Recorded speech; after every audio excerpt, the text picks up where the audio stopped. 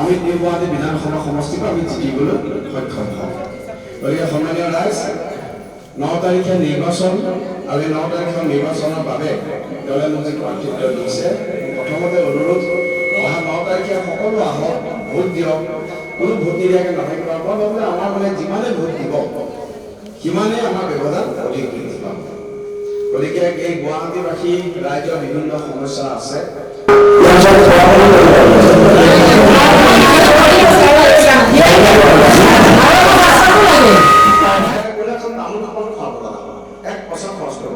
সম্পূৰ্ণ নিকাভিত্তিক চাকৰি হৈছে। এইবাৰ আমাৰ 2 লাখ চাকৰি আমি দিম বুলি কৈছোঁ আৰু এই 2 লাখ চাকৰি আমাৰ নিউ গুৱাহাটীবাসী ৰাইজৰ যাতে 10% 5% শ্বেয়াৰ দিয়ে 5,000 বা 10,000 ল'ৰা ছোৱালী যাতে নিউ গুৱাহাটীত চাকৰি পায় তাৰ কাৰণে আমি প্ৰচেষ্টা ল'ব লাগে। আমাৰ যেতিয়া সামগ্ৰী এমএলএ আছিলোঁ মই সেইটো কাম কৰিছিলোঁ মই 2টা ভাল পৰীক্ষাৰ প্ৰশিক্ষণ কেন্দ্ৰ পাইছোঁ। কেনেদৰে প্ৰতিযোগিতামূলক পৰীক্ষাৰ প্ৰশিক্ষণ কেন্দ্ৰ আমাৰ এনেকুৱা কিছু সংখ্যক আছে মোৰ ঘৰৰ অৰ্থ ব্যৱস্থা খুব ভাল মই মোৰ ল'ৰা ছোৱালীক দিল্লীত ট্ৰেইনিং দিব কাৰণে পঠিয়াম। ইয়াত এনেকুৱা বহুত গুৱাহাটীত উচ্চ মানদণ্ড বিশিষ্ট প্ৰশিক্ষণ চেণ্টাৰ আছে য'ত আমি হয়তো ইচ্ছা কৰি আমি ট্ৰেইনিং দিয়াব পাৰোঁ। গতিকে আমাৰ যিখিনি আমাৰ বাকী ল'ৰা ছোৱালী আছে এতিয়া চৰকাৰৰ বিভিন্ন চাকৰি বোলে এডিআৰই এক্সামিনেশ্যন 2 লাখ চাকৰি ওলাব। তাৰ কাৰণে আপোনালোকক নমস্কাৰ জনাইছোঁ, ধন্যবাদ জনাইছোঁ। সদায় মোৰ ওপৰত আশীৰ্বাদ দি থাকিব।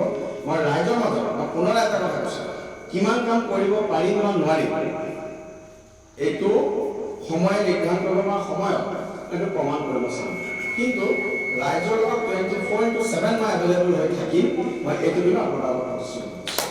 আৰু আপোনালোকৰ বাসিন্দা তাত 60 নম্বৰ ৱাৰ্ডত আমি সকলো পাই থাকিম অহা যোৱা কৰি থাকিম। ৰাখী বাইদেউকো কৈছোঁ বহুতখিনি কাম ৰাখী বাইদেউ কৰিছে।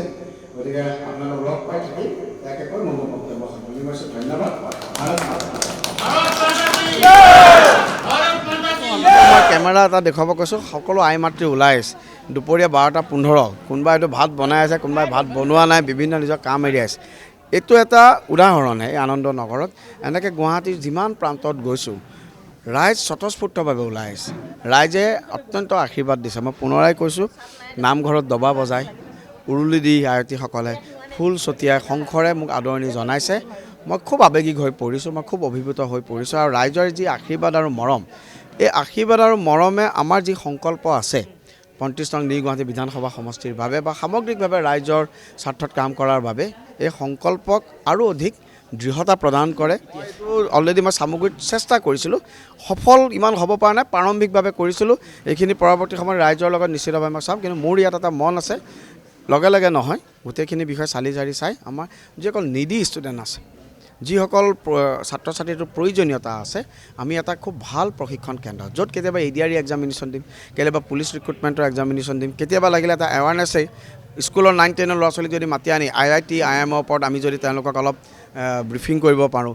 ইণ্ডিয়ান আৰ্মি ইণ্ডিয়ান নেভিত যাবৰ কাৰণে আমাৰ ল'ৰা ছোৱালীয়ে NDA পাছ আউট হ'বৰ কাৰণে কি কৰিব লাগে অন্য একো নহয়। আপোনালোকে জাষ্ট এম্পাৱাৰমেণ্ট কৰিবৰ কাৰণে তেওঁলোকক এম্পাৱাৰ কৰিবৰ কাৰণে এটা গ্ৰাউণ্ড তাতকৈ বহুত বেছি একো কৰিব নোৱাৰে। কিন্তু আপোনালোকে গ্ৰাউণ্ড এটা এৱাৰনেছ আমাৰ চৰকাৰী মাধ্যমসমূহৰ স্কুলসমূহত যদি আমি চলাব পাৰোঁ মই ভাবোঁ যে এইটো ক্ষেত্ৰত আমাৰ এটা অকল ৰাজনৈতিক নহয় এইটো এটা সামাজিক দায়বদ্ধতা। আৰু এই সামাজিক দায়বদ্ধতাৰ অংশস্বৰূপে মই মোৰ এই যিটো সপোন মোৰ যিটো এইটো কাম কৰাৰ ইচ্ছা মই এইটো ৰাইজৰ আগত থাকিব। চাওক বিৰোধী থাকিবই, বিৰোধীৰো নিজস্ব ভেটি থাকিব। তেখেতো খুব ভদ্ৰ ব্যক্তি আৰু মই আৰু আমাৰ মাননীয় শান্তনু বৰা ডাঙৰীয়াই আমি বাৰম্বাৰ কৈছোঁ যে ইট ইজ এন আইডিঅলজিকেল ফাইট। আৰু আইডিঅলজিকেল ফাইটত ৰাজনীতিত থাকিবই বিৰোধ আইডিঅলজিকেল ফাইট থাকিব। কিন্তু মই অত্যন্ত দৃঢ় বিশ্বাসী এই যিটো আদৰ্শৰ যুদ্ধ এই আদৰ্শৰ যুদ্ধত 35 নং নিউ গুৱাহাটীবাসী সন্মানীয় ৰাইজে আদৰ্শৰ যুদ্ধত কিন্তু পদুম ফুলকহে আশীৰ্বাদ প্ৰদান কৰিব। মই এই ক্ষেত্ৰত দৃঢ় বিশ্বাসী।